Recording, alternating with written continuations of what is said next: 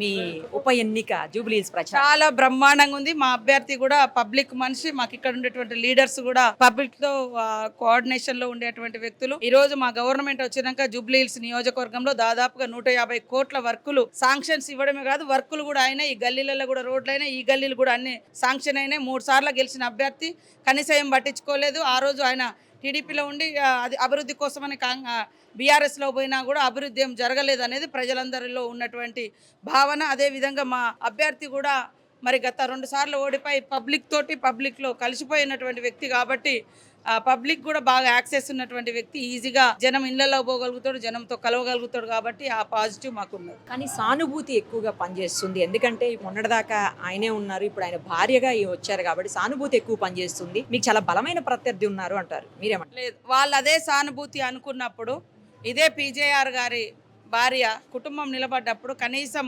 అవకాశం ఇవ్వాలి. PJR guarantee ఈ యొక్క హైదరాబాద్కు బ్రాండ్. ఈ గల్లీలల్లో ఇల్లులు కట్టించింది ఆయన. ఆనాడు ఉమ్మడి రాష్ట్రంలో ఒక ట్రెడిషన్ ఉండేది, ఒక సాంప్రదాయం. ఎవరైనా ఎమ్మెల్యే గుండి చనిపోతే వాళ్ళ కుటుంబానికే మళ్ళీ ఎమ్మెల్యే చేయాలని ఆ రోజు కాంగ్రెస్ ప్రభుత్వం వైఎస్ఆర్ గారి హయాంలో, చంద్రబాబు నాయుడు గారి హయాంలో అది కొనసాగింది. ఎంత దుర్మార్గం అంటే బీఆర్ఎస్ పార్టీ ఇదే పీజేఆర్ గారు తెలంగాణ కోసం పాటుపడ్డ వ్యక్తిని మొదట లేఖలు రాసి అధిష్టానానికి ఒత్తిడి తెచ్చిన వ్యక్తి చనిపోతే కనీసం వాళ్ళ కుటుంబం పోయి కలవడానికి కూడా వాళ్ళకు పర్మిషన్ ఇవ్వలే. పైగా అప్పుడు టీడీపీ బీజేపీ వాళ్ళు పోటీ పెట్టలే పీజేఆర్ గారి కుటుంబం మీద. కానీ బీఆర్ఎస్ వాళ్ళకేం లేకున్నా కావాలని పోటీ పెట్టింది. ఇదే సెంటిమెంట్ల గురించి మాట్లాడే వీళ్ళు అదే మరి రామరెడ్డి వెంకటరెడ్డి గారు మన పాలేరు నుంచి చనిపోయినప్పుడు మరి అదే కేటీఆర్ సన్నాయి నొక్కిలు ఇంకా పెద్ద అవడం తిప్పుతున్నారు, ఆమె ఏదైనా పదవి ఇచ్చుకోవచ్చు కదా అది అని. అప్పుడు కాంగ్రెస్కు పదవి ఇచ్చుకోవడానికి కూడా 20-22 సీట్ల కంటే ఎక్కువ లేవు వేరే ఎమ్మెల్సీ ఏదైనా ఇచ్చుకోవడానికి. కానీ ఈరోజు టీఆర్ఎస్కి అవకాశం ఉంది, మరి ఆమెను తీసుకొచ్చి పెట్టారు. వాళ్ళ కుటుంబం నుంచే రకరకాల అలిగేషన్స్ వస్తున్నాయి. మేము ఆడవాళ్ళుగా సాటి ఆడమనిషిని గౌరవిస్తాం, కానీ ఈ దుస్సాంప్రదాయాలను ఒక కుటుంబంలో ఎమ్మెల్యే గుండి చనిపోయినటువంటి కుటుంబాల మీద మళ్ళా పోటీలు పెట్టాలన్నటువంటి ఒక దుస్సాంప్రదాయాలను తీసుకొచ్చిందే బీఆర్ఎస్ పార్టీ. కాబట్టి ఈ చనిపోయిన కుటుంబాల గురించి మాట్లాడే అర్హత లేదు. ఇంకా ఎంత ఘోరం అంటే మరి ఆమె చనిపోయిన వ్యక్తిని తీసుకొచ్చి కన్నీళ్లతో ఏడిపిస్తున్నారు. మరి ఆమె మీద మళ్ళీ ఇంకొక వ్యక్తిని నామినేషన్ వేయించుకున్నారు. వాళ్ళ దాంట్లో ఒకరు ఇద్దరు మళ్ళీ నామినేషన్ వేయించుకున్నారు. అంటే మీకు ఎందుకు మరి సర్వేలల్లో పాపం వాళ్ళకి ఏమర్థమవుతలేదో ఏందో తెలియదు. అంటే వాళ్ళకే నమ్మకం లేదు వాళ్ళ అభ్యర్థిత్వం మీద.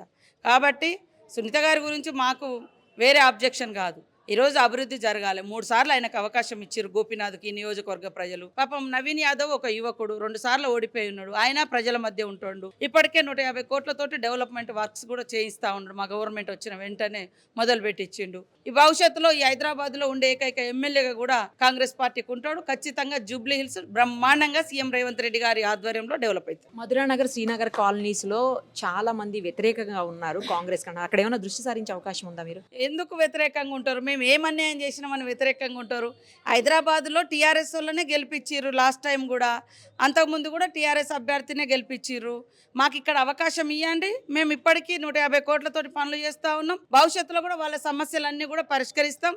మధురానగర్ కానీ ఇంకే నగర్ కానీ ఖచ్చితంగా నవీన్ యాదవ్కు ఫేవర్గా ఉన్నారు. కాంగ్రెస్ అంతా పేదోళ్ళ సంక్షేమ పథకాలు, రేషన్ కార్డు 10 ఏళ్ళ నుంచి రేషన్ కార్డు రాలే, రేషన్ కార్డులు ఇస్తున్నాం, సన్న బియ్యం ఇస్తున్నాం, గుడిసెలల్లో 200 యూనిట్ల కరెంట్ ఇస్తున్నాం, పేదింటి ఆడబిడ్డ కష్టం వచ్చినా నష్టం వచ్చినా నౌకరికి పోయినా ఎటైనా పోయినా కూడా ఫ్రీ బస్ ఇస్తున్నాం. సెటిలర్స్ ఏమన్నా అగేనిస్ట్గా ఉన్నట్టు ఉందండి సమాచారం మీకు? ఎందుకంటే కొంతమంది అంటున్నారు సెటిలర్స్ అగేనిస్ట్ ఉన్నారు కాంగ్రెస్కి, ముఖ్యంగా నవీన్ యాదవ్ గారికి అని. సెటిలర్స్ను బీఆర్ఎస్ తిట్టినంతగా ఏ పార్టీ దేశ చరిత్రలో తిట్టలేదు. సెటిలర్స్కు నిజంగా అలాంటి భావం ఉంటే మీరు తినే తిండిని, మీరు కట్టుకునే బట్టను, మీ భాషను, మీ లాంగ్వేజ్ని మీరు పుంటికూర అంటారు, మేము గోంగూర అంటాం, మేము సొరకాయ అంటాం, ఇది అంటారు అని తిట్టిందే వాళ్ళు.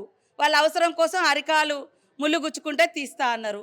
అవకాశవాదపు మాటలకు మోసపోకండి, సెటిలర్స్ సోదరులకు కూడా చెప్తాం. మరిన్ని అప్డేట్స్ కోసం నిరుపమ సుమన్ టీవీ ఇన్స్టా పేజ్ని ఫాలో చేయండి. సుమన్ టీవీలో మీ పర్సనల్ అండ్ బిజినెస్ ప్రమోషన్స్ కోసం కింది నెంబర్కి కాంటాక్ట్ చేయండి.